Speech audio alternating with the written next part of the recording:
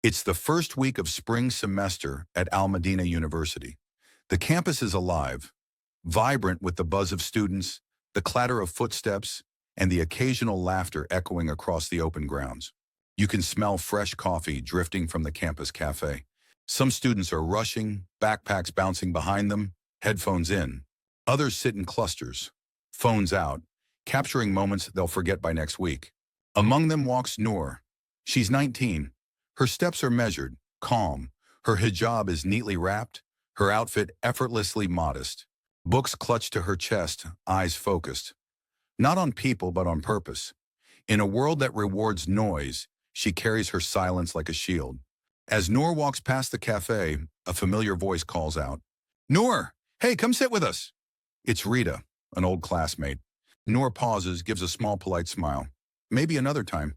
Was she avoiding people or guarding something more sacred? Tests of the heart don't always begin with temptation. Sometimes they begin with a simple, "Hello." Inside the lecture hall, the professor's voice hums like background music. "You always sit here, huh? Front row energy." She looks up, slightly startled. It's Zaid, second-year student, confident, easygoing, the kind of guy who remembers everyone's name and makes strangers feel like friends. "I like to concentrate," she replies. He chuckles. "You probably never miss a lecture." She nods, gently ending the conversation. Later that week, Noor is reading under her favorite tree, one of the quieter corners of the campus. A gentle breeze rustles the pages of her book. For a moment, the world feels soft. "Still with the books, huh?" She looks up. Zaid again.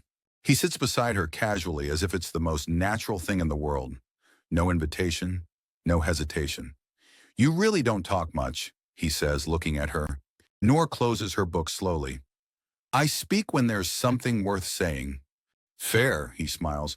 "You know you've got this peace around you. It's rare." She looks at him, unsure whether it's a compliment or a test. "I find peace in being close to Allah," she says softly. He doesn't reply right away. And that silence, it lingers. Not every test looks like a sin. Sometimes it looks like a smile. Sometimes it's wrapped in good intentions. Messages start coming. "Hope you're having a good day. That lecture was intense, right? You remind me of someone I used to know, in a good way." Each message seems harmless, respectful, polite, friendly. But Noor feels something shift inside her. Not because he said anything wrong, but because the voice in her heart started to whisper, "Why do you keep waiting for his name to appear on your phone?" That's when she knew. The test wasn't him. The test was the way she was beginning to feel. One evening, as the sky turned a soft orange, Noor visited her Quran teacher, Sister Mariam. "Ustada, how do you know when you're stepping into something you shouldn't, even if nothing haram has happened yet?" Sister Mariam looked up from her notes and smiled warmly. "My dear, sometimes the test isn't in the sin itself. It's in the steps that lead to it. If your heart feels unsettled, if your peace starts to flicker, that's your Lord pulling you back before it's too late." The next day, Noor walks past the computer lab.